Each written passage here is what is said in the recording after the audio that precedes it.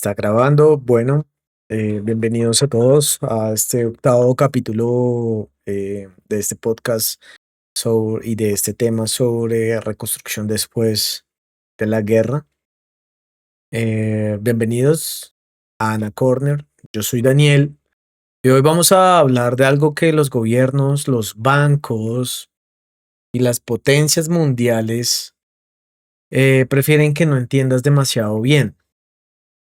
Y es cómo se reconstruye un país después de una guerra, y más si ese país pertenece al bando perdedor.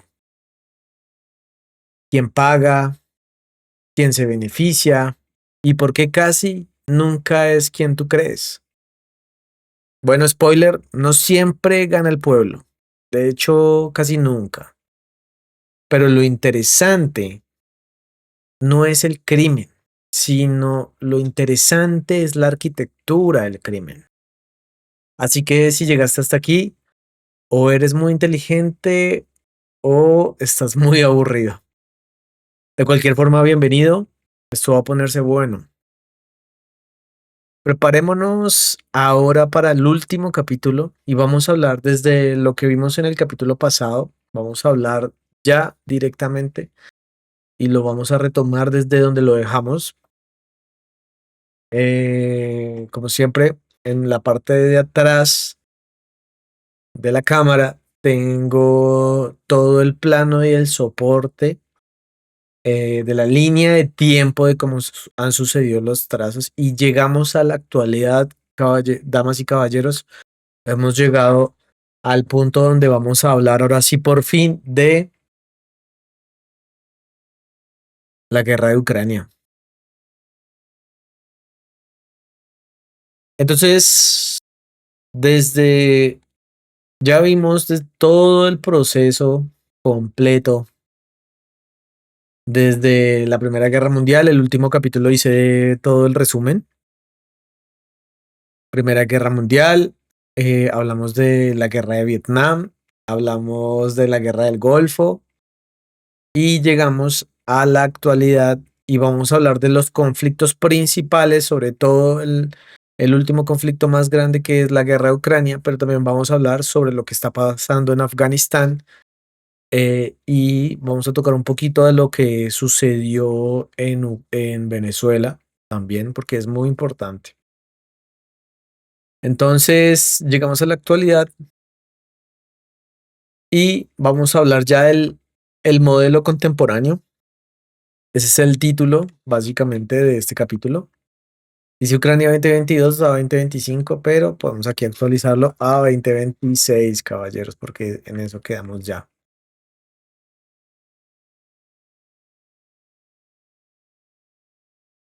Dame 6 horas para talar un árbol y pasaré las 4 primeras afilando el hacha. Abraham Lincoln, probablemente citado por algún ejecutivo de BlackRock. Entonces, para poder hablar básicamente de este conflicto y de estos dos señores, eh, falta uno tercero que es Putin, pero ahorita los que están en el foco de la mira son estos dos caballeros.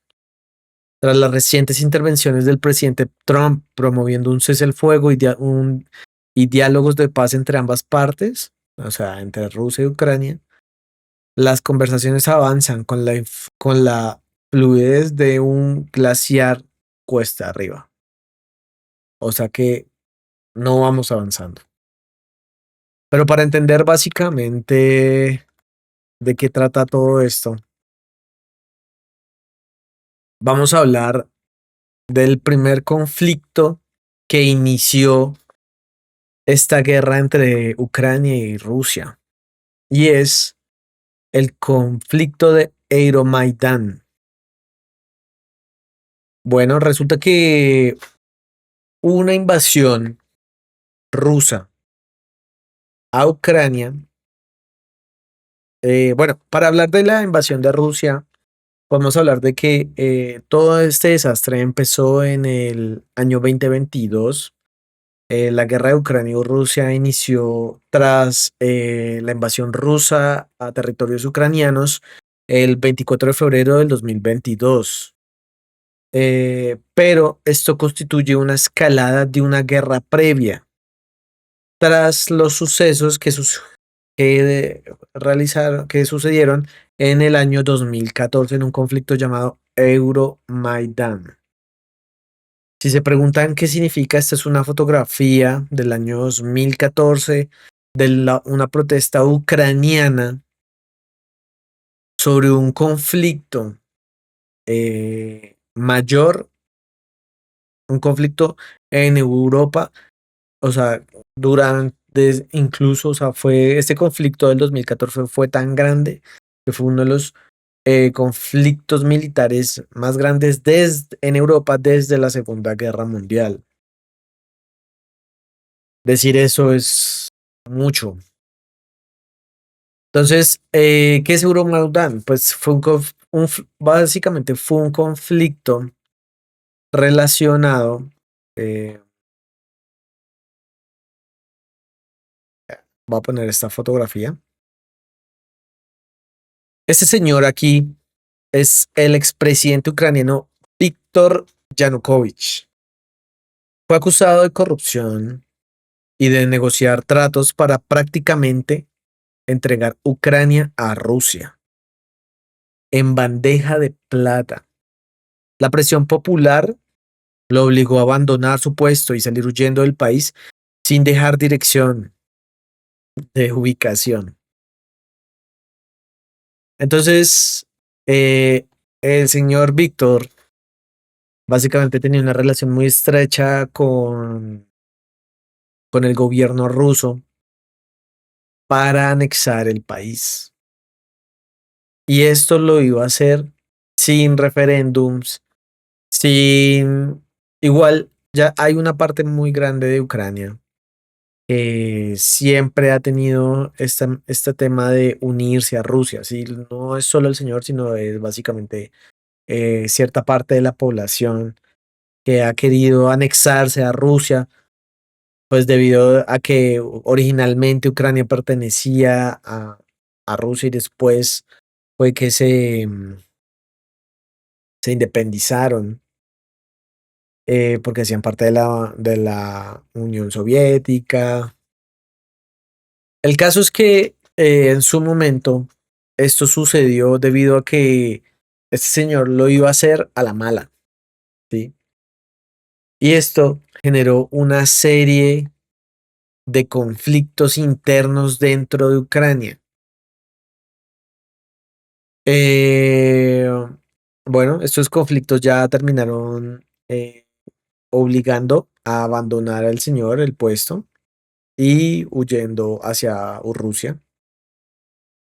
Y pues tras años de tensiones y de crisis sucesivas, esto llevó básicamente a la invasión a gran escala que transformó el conflicto en una crisis regional con efectos globales de largo alcance.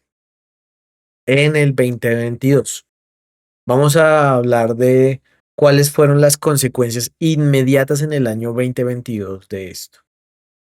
Bueno, resulta que tras el ejército ruso invadir Ucrania, la OTAN solicitó a los países de Finlandia y Suecia, que para los que no saben, son los países escandinavos, a unirse, ¿sí? Países que por años habían mantenido una neutralidad en cualquier tipo de conflicto. Pues esto no le gustó mucho a Putin y empezaron los conflictos ya entre Estados Unidos y Rusia, pero principalmente la guerra se liberó en Ucrania.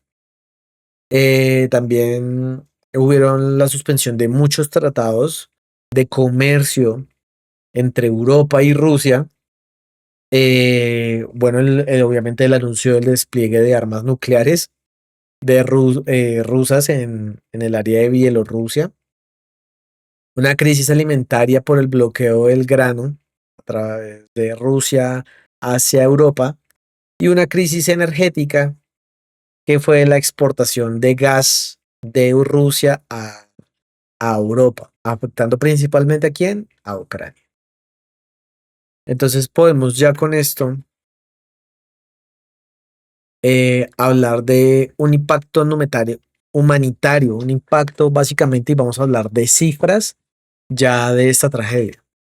Hasta mediados de 2025, en el conflicto había causado la muerte de 15.000 civiles ucranianos. También 200.000 soldados pertenecientes a ambos bandos y más de 7.3 millones de ucranianos que abandonaron el país. Más de 7.1 millones fueron desplazados y otro más de 7.1 millones fueron desplazados internamente. Esto, para ponerlo en perspectiva, básicamente es como si toda la población de Suiza decidiera empacar maletas y buscar refugio en otro lugar. 2 veces. Equivale a la población de Suiza por 2. Entonces vemos que todo esto, pues, ha generado un impacto muy grande. Vamos a hablar de cómo está el conflicto actualmente. Ya, que vamos a hablar de cómo ha sido el conflicto actualmente durante el año 2026 y también vamos a hablar un poquito del año 2025 y cómo han sucedido las cosas, ¿vale? Entonces aquí tenemos esta foto y vamos a hablar de esta foto a qué se requiere.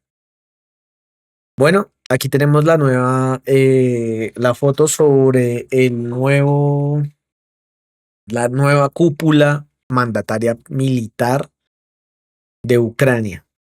Básicamente lo que hizo fue el señor Zelensky fue renovar a bueno, a los principales, puede decirse, roles o representantes militares, ¿sí?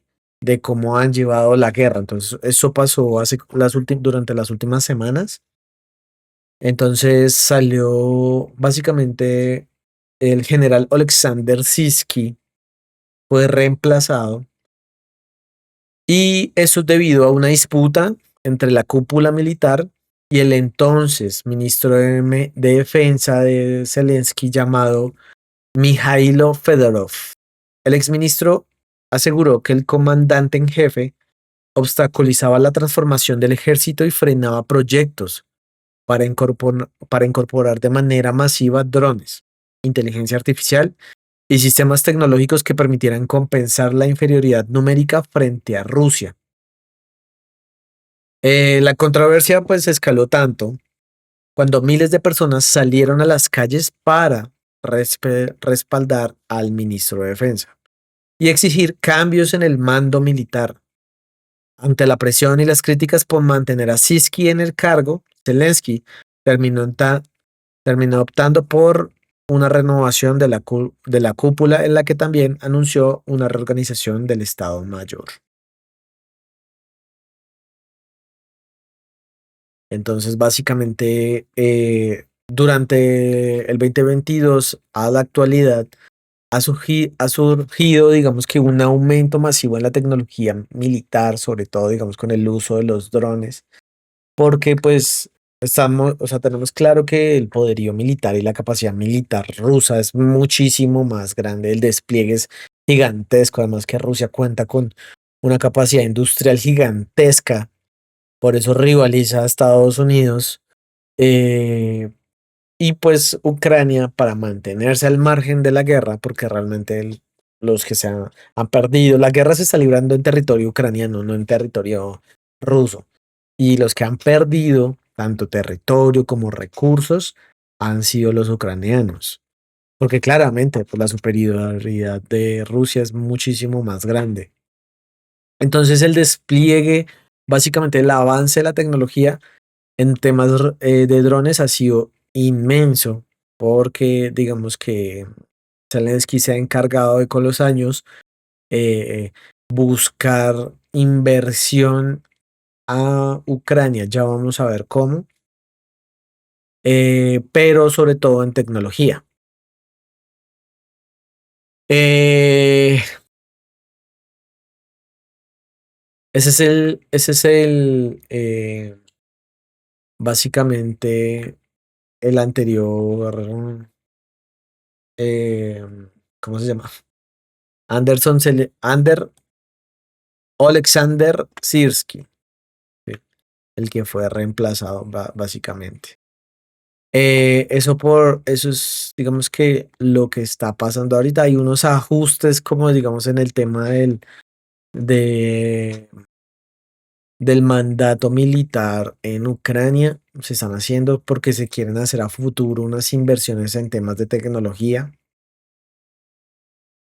También podemos ver que Zelensky busca reactivar las negociaciones con Rusia porque eh,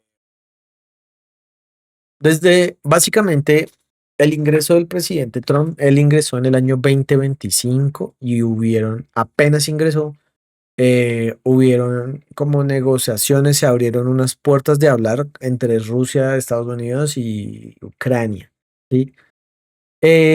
Pero como a mediados de octubre o finales, pues digamos que hubo una pausa entre esas negociaciones porque no llegaron además nada, porque adicionalmente pues han habido como otros intereses en conflicto, como lo que está pasando ahorita con el petróleo, con Afganistán, con Irán. eh, También ha habido otros temas como, digamos, la guerra económica que está llevando Estados Unidos con China, eso también está afectando a Rusia. Entonces hubo como una pausa de negociaciones, porque básicamente fue como, bueno, listo. Ah, si usted me va a dar duro por este lado, entonces yo le doy duro por este lado. Y pues ha habido una pausa de esa forma. El gobierno ruso sostiene que en ese encuentro, bueno, resulta que eh, Zelensky quiere reactivar negociaciones y habló con los enviados de Trump antes del encuentro entre Rubio y Lavrov. Bueno, pues durante las últimas semanas se han intentado volver a abrir las negociaciones y cada uno envió sus representantes de cada bando, por así decirlo. Eh, y pues dice que el gobierno ruso sostiene que en ese encuentro Putin aceptó un plan estadounidense de 27 puntos que había sido entregado previamente por Steve Witkoff durante una visita a Moscú. Entre las propuestas figuraba congelar las líneas actuales del frente de ambos lados y mantener bajo control ruso parte de la región del Donbass, o sea, entregar parte del territorio ucraniano. Por ahora no se sabe más de cada lado. Eh, ya vamos a hablar de por qué. Eso es lo que está pasando en la actualidad. Pero al tiempo hubo un muerto y 15 heridos tras ataques ucranianos contra almacenes en Rusia. Así que no vemos mucha congruencia en el señor Zelensky, porque tras de que quiere abrir otra vez negociaciones, ataca a Rusia. Entonces las autoridades señalan que los impactos se produjeron con drones, pero horas antes también emitieron una alerta por peligro de misiles de Krasnodar. Se trata del tercer día de ataques ucranianos contra almacenes de la empresa rusa Wildberries y el primero tuvo lugar el pasado sábado, cobrándose la vida de 8 personas y dejando alrededor de 80 heridos. Esto no es de este sábado, sino el de hace 12 días. Entonces vamos a hablar de ya del 2025. Las fuerzas rusas continúan avanzando lentamente a lo largo de varias partes del frente con la gracia de una topadora decisiva, a pesar de los llamados del presidente Donald Trump a un cese de los combates, porque no es que pobrecita Ucrania está siendo atacada, sino que también es que Rusia tiene unas ganas de tocar las pelotas inmensamente y no ha querido cesar los ataques, porque a Zelensky no le gustó muchas cosas que pasaron el año pasado. Ya vamos a hablar de qué. Los rusos parecen empeñados en consolidar sus logros militares. Los combates continúan con intensidad alrededor de la zona de Pokrovsk en Donoyevsk. Los blogueros militares rusos afirman avances hacia las afueras noroccidentales de la ciudad, mientras Ucrania asegura haber recuperado unos 180 kilómetros cuadrados de territorio en la zona mediante contraataques en los últimos 2 meses. Como en todo conflicto, la verdad, probablemente está en algún punto intermedio perdida entre la niebla de la guerra y los comunicados de prensa. Mientras tanto, Zelensky ha emprendido varias reuniones. Entonces vemos que, pues digamos que hay mucha incertidumbre, estos registros fotográficos básicamente de cómo desde el año 2022 la población, pues básicamente la infraestructura se ha venido deteriorando y pues han tenido que haber desplazados ucranianos para, pues para múltiples países de Europa. Entonces vamos a hablar ahora sí puntualmente de lo que nos interesa. Y vamos a hablar básicamente sobre esta tesis que habla sobre BlackRock y el Fondo de Desarrollo de Ucrania o cómo convertir ruinas en dividendos.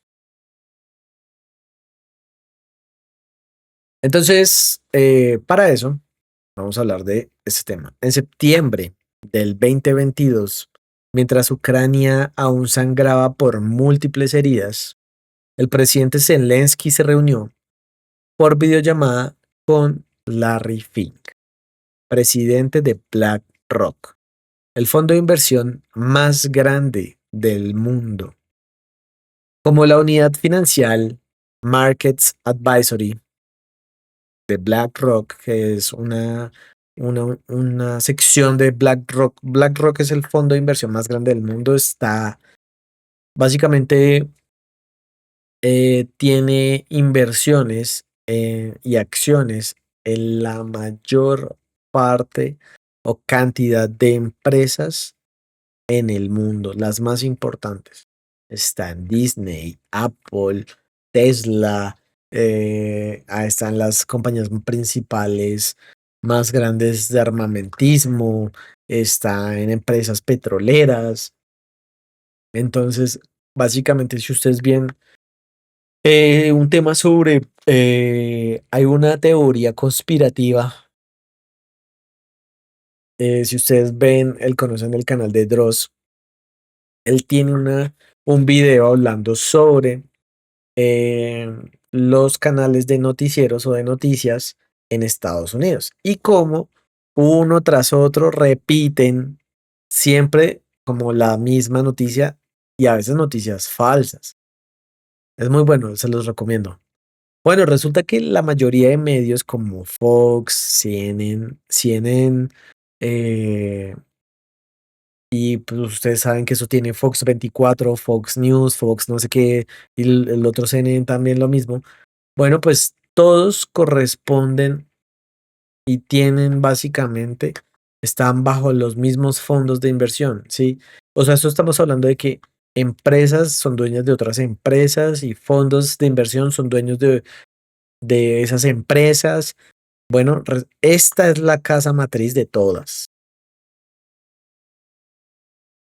Eso da mucho miedo porque el poder de BlackRock es gigantesco y lo vamos a ver más adelante. BlackRock, básicamente, ¿qué es BlackRock?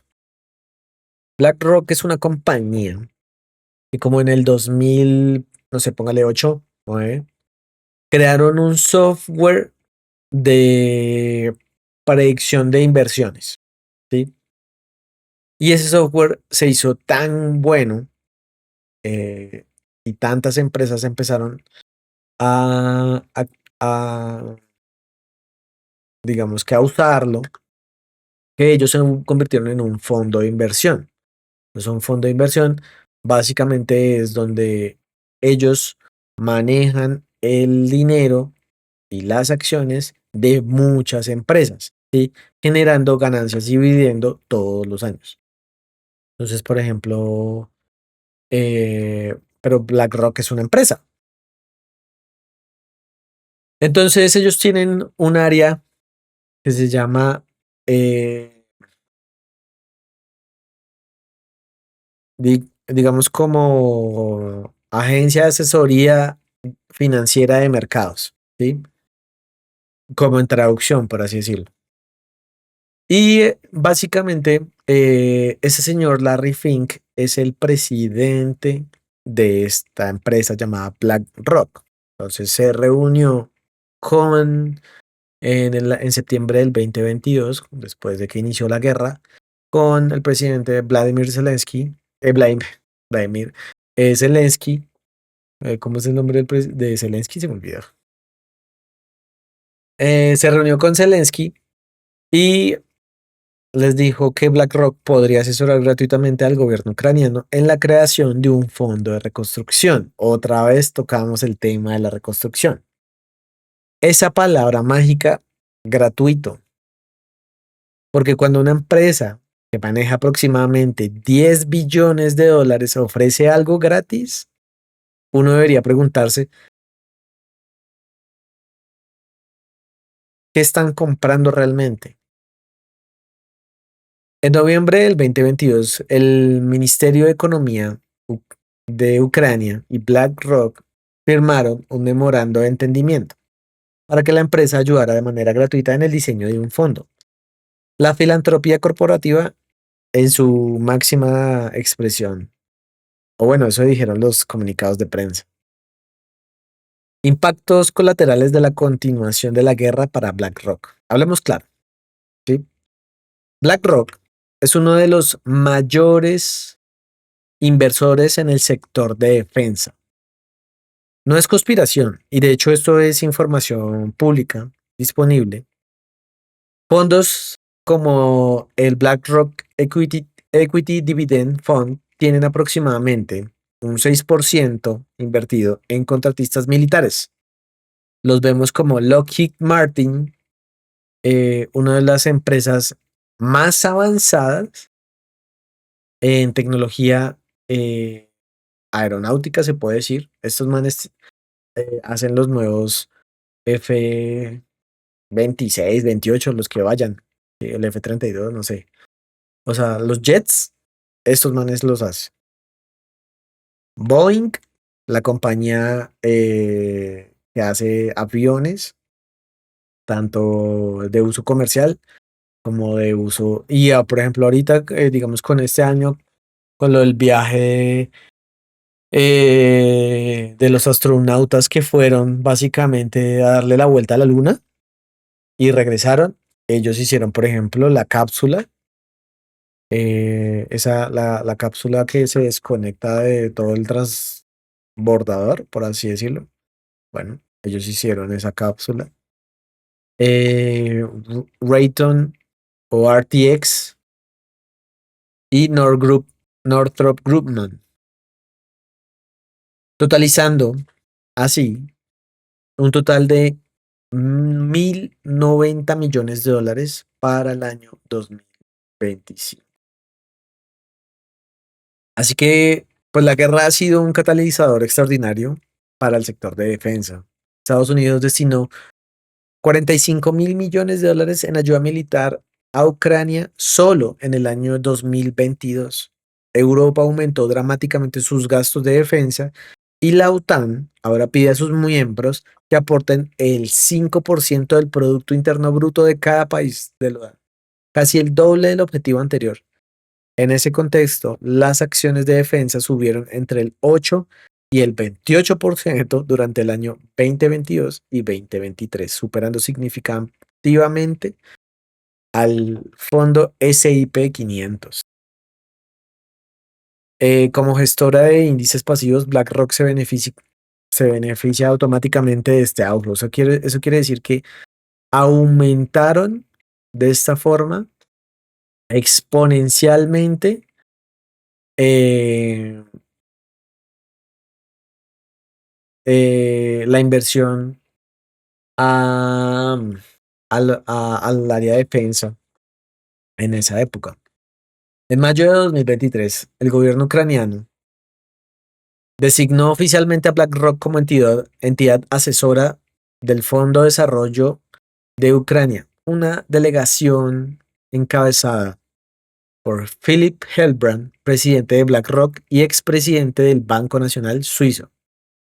Se reunieron en Kiev con el presidente Zelensky y pues, como ustedes ven, esta es la fotografía que muestra muchas sonrisas, pero realmente el futuro de Ucrania no muestra mucho. Hablemos básicamente o sea, de características puntuales de este fondo. El fondo tiene como objetivo movilizar y atraer capital público y privado para llevar a cabo la reconstrucción de Ucrania mediante instrumentos financieros innovadores y tradicionales. Básicamente que este fondo lo que quiere decir es que es para BlackRock y sus amigos y decir, oigan, inviertan en esto, en este fondo, que les prometemos ganancias porque hay cosas buenas en Ucrania, que ya vamos a hablar de este tema. Traducción, mezclar dinero de contribuyentes con capital privado buscando retornos, lo que les digo, todo envuelto en el celofán de la ayuda humanitaria. El UDF, que se llama, que es este fondo, se centraría en sectores claves como energía, infraestructura, agricultura, industria y tecnología de la información. Básicamente todo lo que hace funcionar a un país moderno y que curiosamente quedó devastado por la guerra. ¿Recuerdan lo que hablamos en el capítulo anterior? Los recursos. Bueno, esa es la idea. Entonces, con esto podemos hablar lo siguiente. Porque no solo es BlackRock, sino es también el fondo JP Morgan, uno como el segundo o el tercer fondo de inversión más grande, que también no deja perder esta oportunidad de negocio porque pues pretendía reunir aproximadamente 15.000 millones de dólares iniciales para reconstruir Ucrania. El Fondo de Desarrollo estaba preparado para asegurar al menos 500 millones de dólares de países y bancos de desarrollo, junto con 2.000 millones de dólares de inversores privados. Para dimensionar estas cifras, tenemos que hablar lo siguiente. El Producto Interno de Ucrania antes de la guerra rondaba aproximadamente los 200.000 millones de dólares. 200.000 millones de dólares, ¿vale? Claro, eso era el Producto Interno de Ucrania. Eso era lo que Ucrania cuesta o está valorizada Ucrania. El Banco Mundial estimó que la reconstrucción total del país costaría 400.000, el doble. ¿Sí? Así que los 15.000 millones propuestos de este fondo, 15.000, representan no más el 3,75% de el Producto Interno. ¿Vale?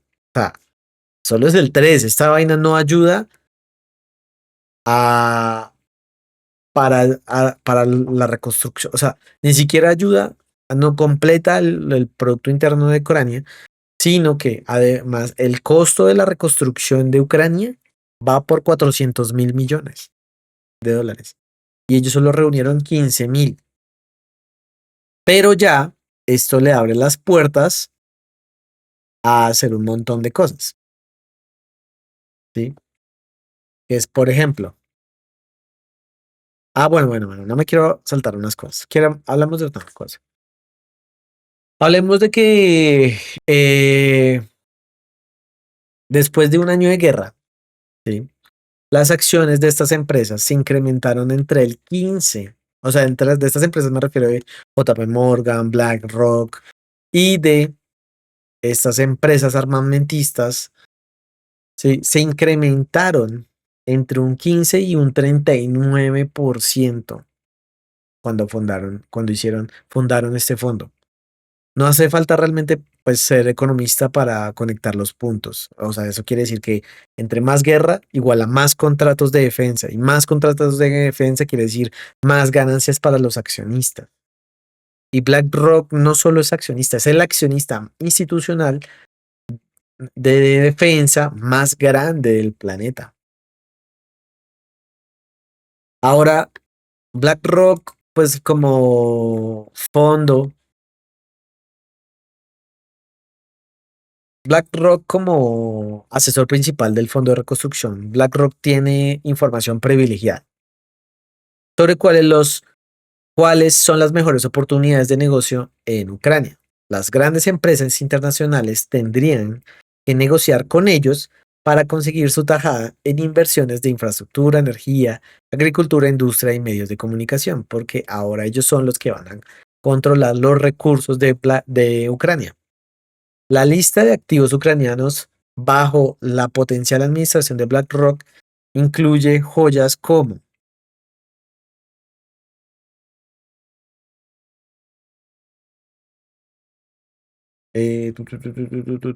bueno,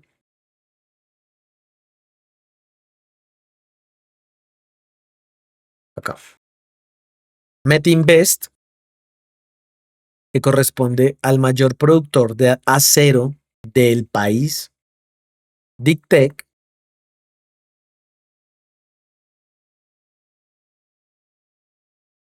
que es el conglomerado energético privado más grande de Ucrania.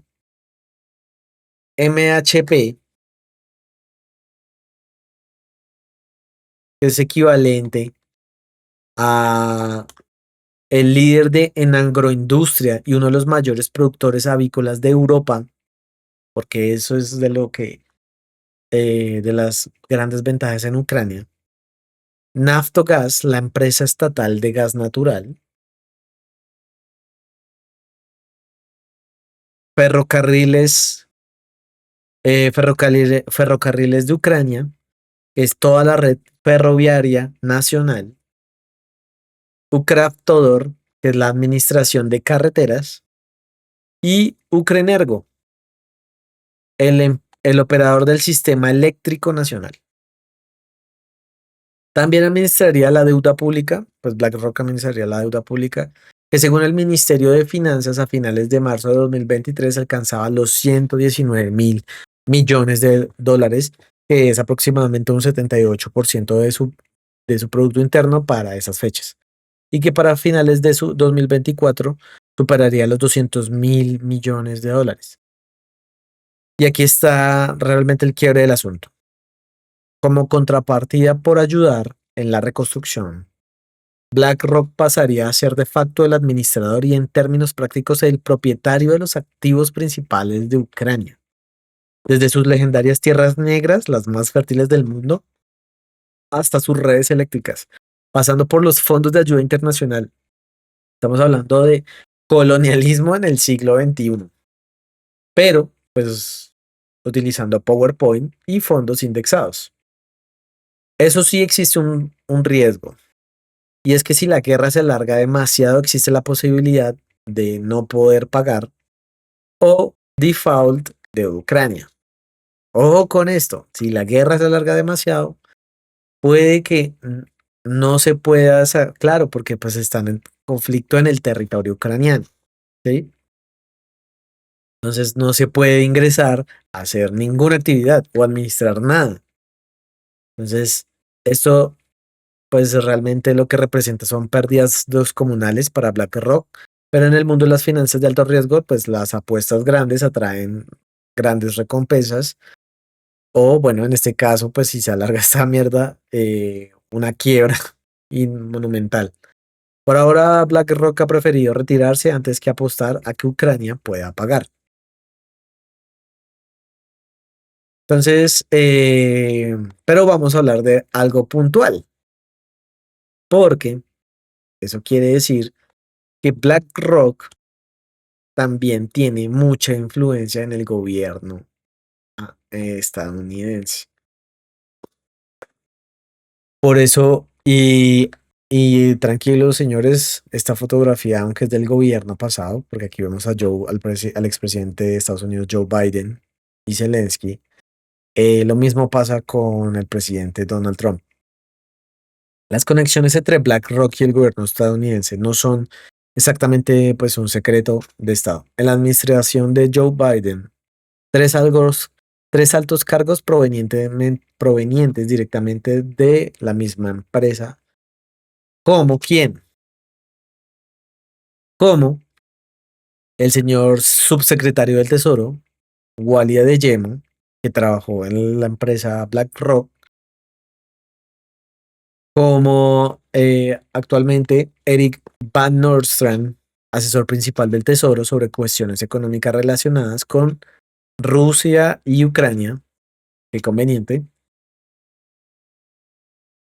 Y como el señor, a ver si podemos verlo acá, So, certainly was a topic of Mike discussion Pyle, among leaders. asesor económico The president has made principal de la, clear de for a la number of weeks vicepresidenta now Kamala that Harris, de la Congress ex has time vicepresidenta to and needs to Kamala Harris. act Esta puerta to lift the giratoria debt entre Wall ceiling. Street y But, Washington no es what I nueva, would pero say cuando is the está past couple of diseñando la days, what reconstrucción de we've un really país en seen on guerra y tus display ex colegas están en posiciones claves del gobierno que financian esa guerra, bueno, las líneas entre interés público e interés privado se vuelven borrosas como un cuadro impresionista, así como lo vimos en el caso pasado entre Halliburton y el gobierno de George Bush. Entonces, básicamente, ya con esto, podemos hablar, y perdón, yo cambio la cámara. Ya con esto podemos hablar sobre lo que hemos aprendido a través de la historia, ¿sí? Y lo que hemos visto durante el capítulo anterior, que fue un resumen de todo lo que ya habíamos visto, que si quieren verlo en detalle, pueden ver cada uno de los 6 capítulos anteriores o 7 capítulos anteriores. Pero, ¿qué hemos aprendido durante la historia? Si quieren podemos ver que, pues hemos visto que a través de 80 años hemos ya conocido el origen del modelo, que fue en Berlín, en Vietnam, la excepción, en Irak, la perfección del saqueo, y bueno, Ucrania ahora es la versión 4.0 de este sistema. Ahora es momento de conectar todos los puntos y vamos a mirar hacia adelante. ¿Listo? Berlín 1945. La construcción de el Plan Marshall o el Fondo de Reconstrucción de George Marshall, eh, dando aproximadamente 13.000 millones de dólares correspondientes ni siquiera al 3% del Producto Interno alemán antes de la guerra de la Segunda Guerra Mundial. Esto que resultó básicamente en 40 años de dependencia de Alemania, eh, el control vía OTAN, ¿sí? De Alemania, básicamente dependencia económica, comercial, vemos control militar por vía de la OTAN y también de la disposición militar, mercados cautivos y una deuda externa que duró muchos años, 40 años estamos hablando. ¿Qué aprendimos en Vietnam de 1975? Bueno, que tras la derrota de Estados Unidos generó un bloqueo económico brutal sobre Vietnam, aislándolo. Si Vietnam no generaba o no pertenecía a Estados Unidos, por así decirlo. Resultados, pues 30 años de aislamiento de Vietnam y pues simplemente le iban a retirar ese bloqueo cuando ellos aceptaran los términos eh, de Estados Unidos. Y eso fue ya cuando en los 70 ellos se abrieron a la ONU. Hoy en día, pues Vietnam es la mano de obra eficiente que manufactura los productos que antes le lanzaban como bombas. ¿Qué aprendimos de Irak del 2003? Básicamente, una invasión a ese país por ayuda humanitaria otra vez y un gasto de 2.2 billones o miles de millones en el sector de defensa provenientes obviamente de los mismos impuestos estadounidenses. Y pues el resultado fue que vimos como varias corporaciones se enriquecían, Irak se mantenía devastado y además porque pues hubo un ataque y bombardeo destruyeron todo el país. Eh, pues vimos cómo desmantelaron el gobierno y también el ejército iraquí y eso llevó a que se creara grupos terroristas como ISIS y vimos básicamente un caos y un mierdero, o sea, todo a raíz de la invasión, el control, obviamente, de del el control del petróleo y de los recursos naturales del país. Y eso es lo que hemos visto básicamente en Berlín, en Vietnam, en Irak, siempre repitiéndose. ¿Y qué aprendemos de esta guerra en Ucrania? Pues vemos que esta vez ya no es el gobierno estadounidense, sino que son las empresas privadas diseñando la reconstrucción del país. Y el resultado, pues, es los mismos, que es el control proyectado de activos estratégicos del país, por lo menos, hasta que el clima político cambie. Entonces ya con eso, pues vemos un patrón, ¿sí? Entonces, la reconstrucción nunca ha sido sobre ayudar, es sobre controlar. ¿Control de qué? Control de recursos naturales, como en el caso de Alemania, el acero, eh, la ubicación estratégica, un un aliado internacional en temas de geopolítica, o en el caso de Vietnam, que era mano de obra o agricultura, o Irak, que era el control de los hidrocarburos como el petróleo, ¿sí? Y digamos ubicaciones militares estratégicas en Medio Oriente, control de recursos, control de mercados, ¿sí? Porque cada que hay una guerra, el proceso de reconstrucción sirve para ampliar el mercado norteamericano o de los países pues, que se alían en este caso. Eso quiere decir enriquecimiento. También en el control de decisiones políticas, cada que suman digamos, sirve como una ficha política en el juego de ajedrez, ¿sí? En decisiones internacionales, como por ejemplo lo vimos en la invasión de Irak. Cuando fue lo de la guerra del Golfo, perdón, la operación Shokanó, ellos invadieron Irak sin aprobación de nadie, de la ONU ni de nada. Estados Unidos lo hizo, junto creo que con Francia. Perdón, junto con Inglaterra, porque fue Margaret Thatcher, ¿sí? Y se pasaron por los huevos y eso lo denunció Italia y lo denunciaron otros países, pero pues no importa, ¿sí? Para ellos no. Y control futuro económico de naciones enteras. Eso quiere decir que están sumando patrimonio a futuro, 30 años, 40 años. Y básicamente o sea, ese es el objetivo de este sistema y de este patrón. La sofisticación, perdón, ha ido creciendo del plan Marshall relativamente transparente al opaco entramado financiero de BlackRock.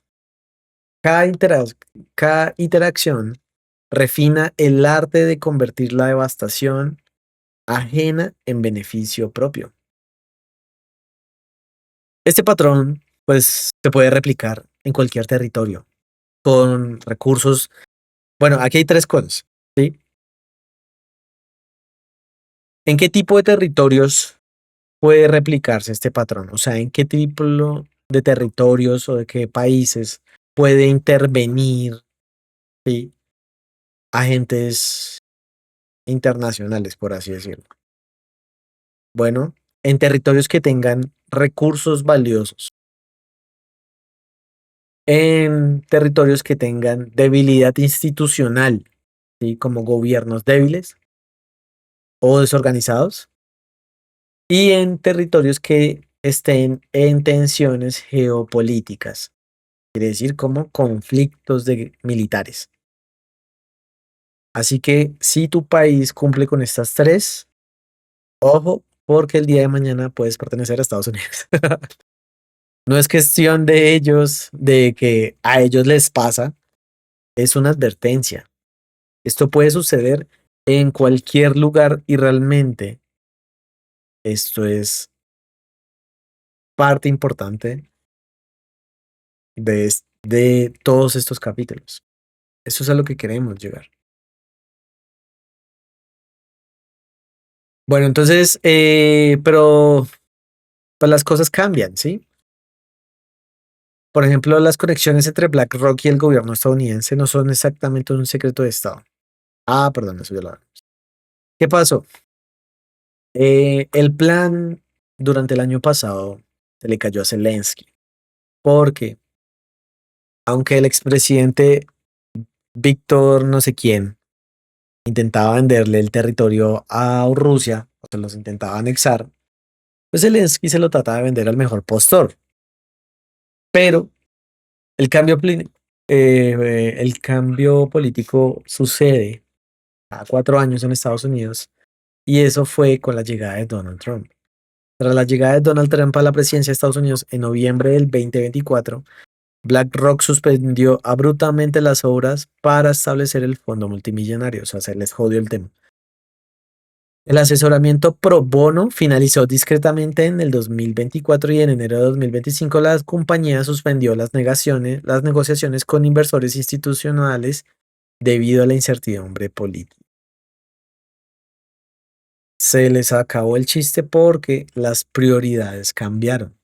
La razón oficial, pues falta de interés ante el crecimiento e incertidumbre sobre el futuro de Ucrania tras la victoria electoral de Donald Trump, quien llevó a Estados Unidos a desentenderse progresivamente de este país. Un portavoz de la empresa informó icónicamente que BlackRock finalizó en 2024 sus consultas gratuitas. Traducción oficial: sin el respaldo político y financiero del gobierno estadounidense y con Trump presionando por un acuerdo que probablemente dejará a Ucrania en una posición débil, el negocio ya no es tan atractivo y el riesgo de default ucraniano se volvió demasiado alto para el apetito de BlackRock. El anuncio del fondo estaba previsto para la conferencia de recuperación de Ucrania celebrada el día 10 y 11 de julio del año pasado, en Roma. En el momento de la suspensión, el proyecto contaba con el apoyo preliminar de entidades gubernamentales de Alemania, Italia y Polonia, así como de varios inversores privados, pero tras la victoria de Trump, el gobierno estadounidense decidió formalmente no sumarse a la iniciativa y con ello, el castillo de naipes colapsó.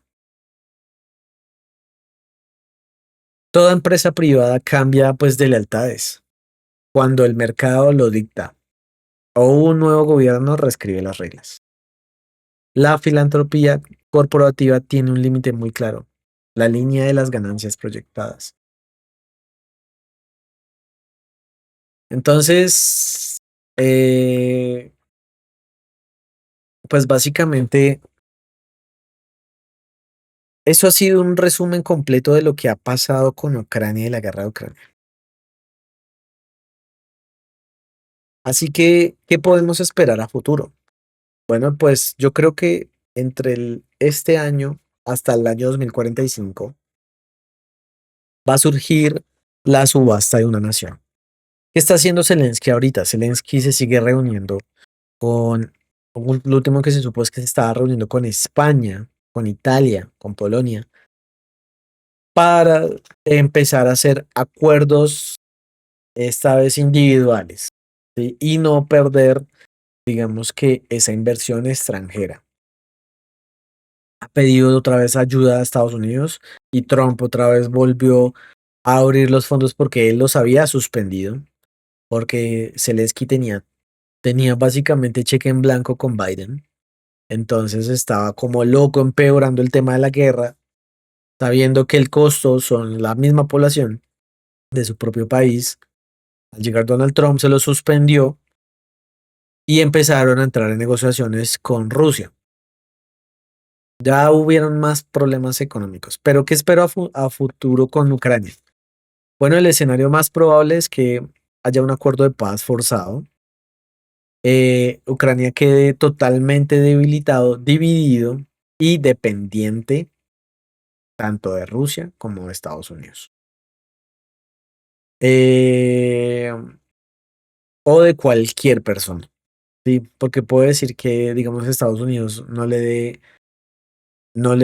respalde a Ucrania. Bueno, pues Ucrania buscará a futuro cualquier fondo europeo desesperadamente para poder entregar el control de sus recursos. Lo que ofreció a BlackRock te lo va a ofrecer al mejor postor europeo. Tierras negras, más infraestructura energética es igual a garantía para préstamos. ¿Sí? En 20 o 30 años habrá reconstruido sus ciudades, pero probablemente no se pertenecerá a sí mismo. Así que actualmente Ucrania es un activo en disputa, un territorio en subasta y una oportunidad de inversión con ciudadanos incluidos en el paquete. ¿Vale? Así que, y que ya con esto podemos hablar también de qué ha pasado, qué está pasando con Irán y el control. Bueno, Irán cumple los tres requisitos que hablamos. Tiene actualmente Irán, aparte de petróleo, una posición estratégica, un gobierno, se puede decir,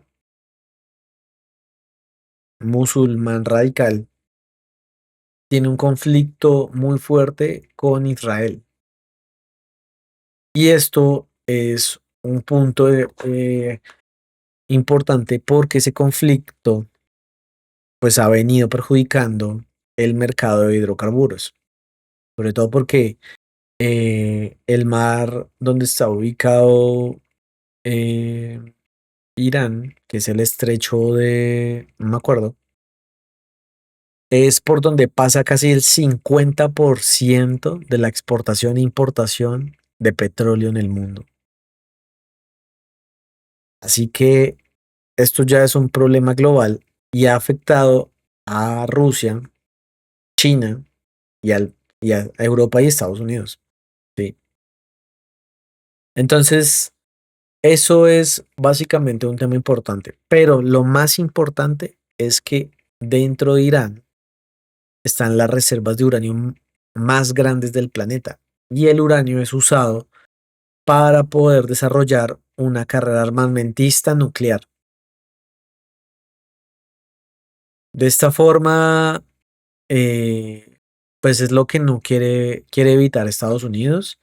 Y esos son los principales argumentos por lo que Estados Unidos tuvo que, digamos que dejar de prestarle atención a Ucrania y prestarle la atención a la franja de Gaza, ¿sí? Y empezar a intervenir.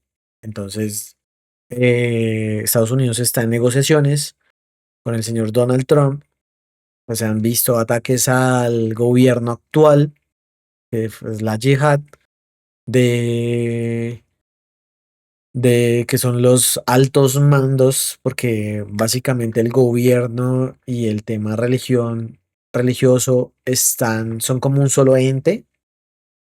Entonces hubo un ataque, mató como las principales cabezas y ahora está ya, digamos que negociando como, también están negociando la reconstrucción humanitaria de Irán, ¿sí? Y van por lo mismo, ¿sí? Contratos a empresas israelíes y estadounidenses, con control permanente disfrazado de supervisión de seguridad y décadas de dependencia económica y política, ¿sí?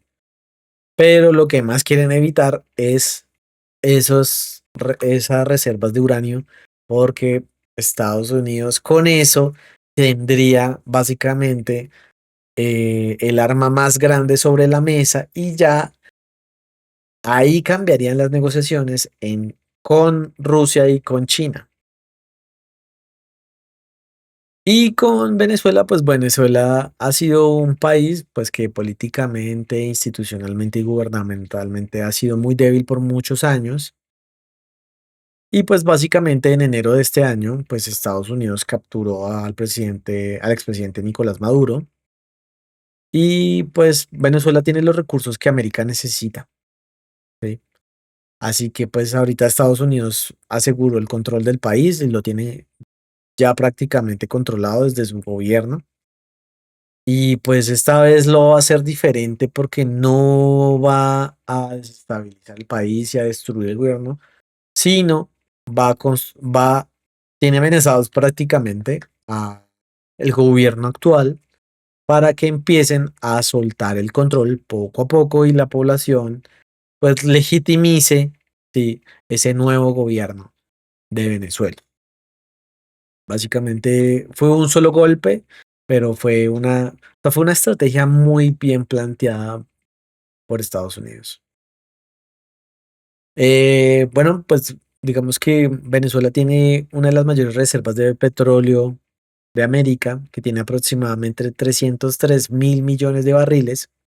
Tiene oro, tiene diamantes. eh, También tiene una población que pues está desesperada tras años de crisis. Eso pues da un apoyo a hacer un cambio radical de esta forma.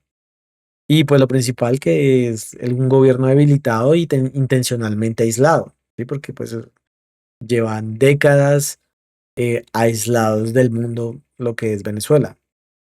Entonces, Berlín tenía infraestructura industrial. Vietnam tenía posición geográfica estratégica. Irak tenía petróleo. Ucrania, tierras fértiles, gas, una posición europea importantísima y estratégica. Eh, Venezuela prácticamente tiene casi que todo eso al tiempo, ¿sí? Y pues ahora le sumamos a Irán. Entonces, vamos a hablar son los primeros pasos del patrón, ¿sí? Primer paso es cuando se habla de un tema de reconstrucción, hablamos de una narrativa humanitaria, ¿sí? Entonces, primero siempre es una intervención, por ejemplo, en el caso de Venezuela, liberar al pueblo venezolano. Segundo, posicionamiento corporativo.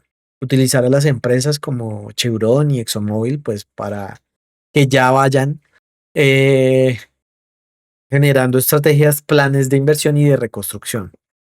¿Y para qué? Para extraer petróleo y para contratos de reconstrucción para empresas norteamericanas, ojo. Y el inevitable Fondo de Desarrollo. Entonces, otra vez, préstamos del Fondo Internacional, del Banco Mundial, con condiciones obviamente devastadoras, y un control político por décadas. Entonces, pues sí, básicamente la conclusión final es que las guerras modernas y sus reconstrucciones no son fenómenos naturales. Las guerras modernas están estratégicamente desarrolladas, ¿sí? Y básicamente cada decisión tiene consecuencias de las vidas de las personas. Y este proceso de reconstrucción, recuerden que esto nunca es humanitario. Esto siempre alguien se va a beneficiar. Así que lo más fácil es básicamente seguir el dinero, ¿sí? Cuando sabes de dónde viene y a dónde llega, entiendes básicamente cómo funciona todo. La ayuda internacional siempre viene pues con una letra pequeña y esa letra pequeña, por ejemplo, en el caso del Plan Marshall, fue pues un control económico y del mercado por años, ¿sí? Así que siempre hay un, una condición en esos contratos y esos fondos de reconstrucción. Y el verdadero costo, pues siempre lo van a pagar las futuras generaciones de ambos lados. Contribuyentes del invasor financian guerras que enriquecen corporaciones. Esa es una verdad. La verdad es que los mismos contribuyentes, tanto de Estados Unidos como de los países que son intervenidos, ¿sí? Financian estas guerras porque vienen de los impuestos.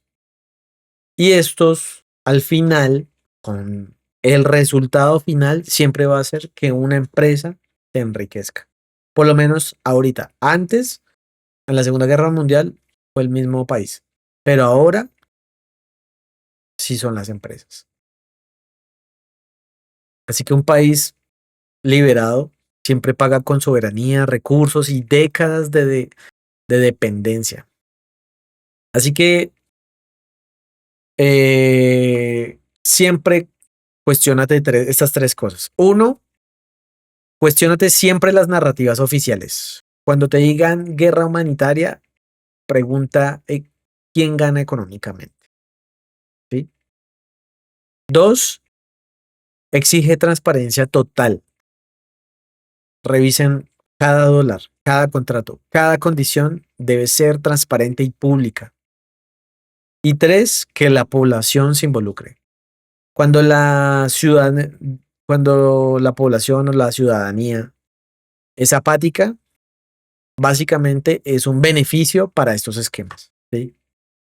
Entonces esos son los tres puntos importantes en un proceso de reconstrucción. Que haya transparencia y asegurarse de que de imponer al gobierno, de quien sea, de que esto tiene que ser obligatorio.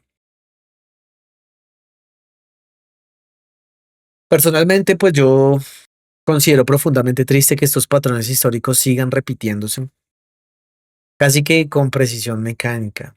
La única forma de tener que esto continúe sucediendo es romper con este juego de tronos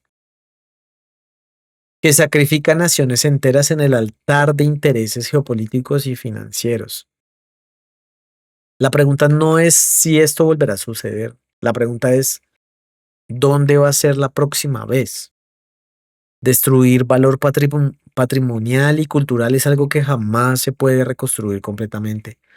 Solo quedará presente en la memoria fragmentada de sus supervivientes, memoria que será inevitablemente tachada por el dolor del conflicto y sus consecuencias.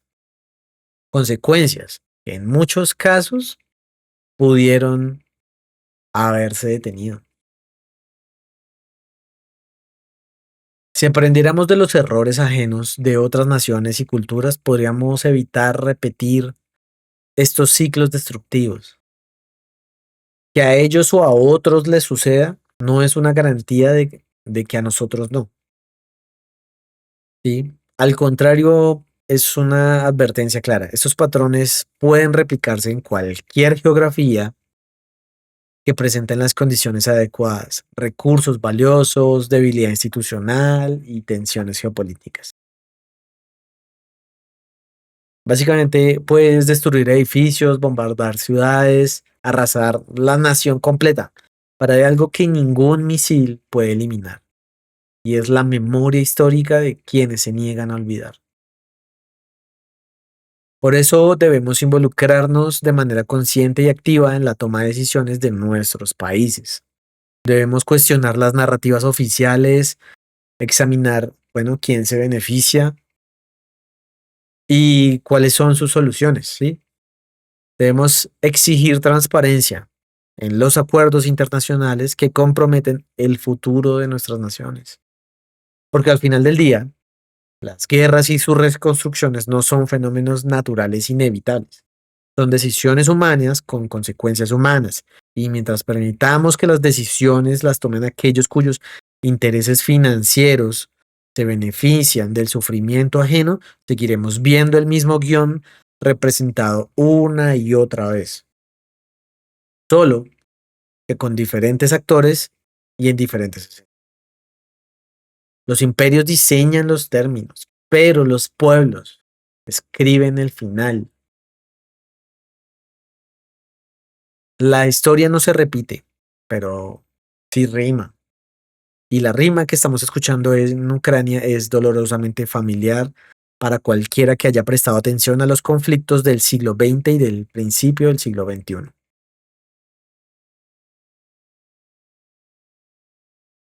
Los que no aprenden de la historia están condenados a ser su próximo capítulo. Los que sí aprenden pueden reescribir el final de ese capítulo, el final de esa historia. Recuerda que la información es poder y el silencio es cómplice. el silencio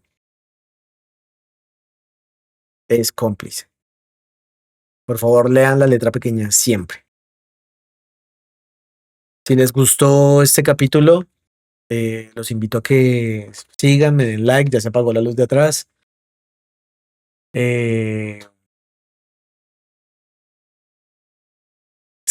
Escriban en la caja de comentarios abajo qué piensan de este tema y cómo creen que estos dos conflictos, que es el de Irán y el de Ucrania, van realmente a terminar. ¿Sí? Pueden seguirme en mis redes como Dana Corner, estoy en TikTok y en Twitter como Dana Corner. Estoy constantemente toda la semana subiendo contenido ahí. Les agradezco de verdad. Mi nombre es Daniel y gracias por ver Dana Corner.